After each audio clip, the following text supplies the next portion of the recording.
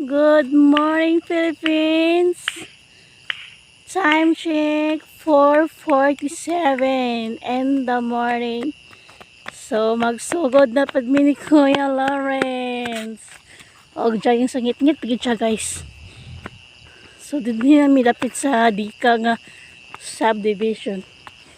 So duha nami, guys, masin ugma ni ako na lang guro magsuluan ni. So 3 days na ako nagsugod sa pag-walking, guys, sa pag-jogging. So ato akong September 20 nagsugod sa akong pagsugod sa akong pag-walking, guys.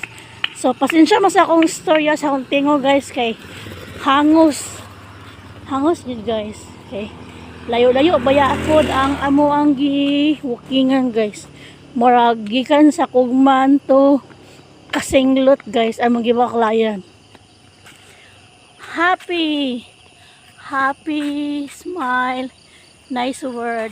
Oh, nice kayo ang langit, guys, basta sayo sa pupuntagon, guys.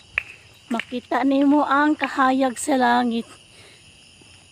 Simbolo ni siya sa kwan, guys, nga makinahanglan pa ka nga mo mata, guys, mo bangon tagaan pa yung ni papagad og kinabuhi para makita pa nimo ang kalibutan, guys. Ngani siya katsada, guys.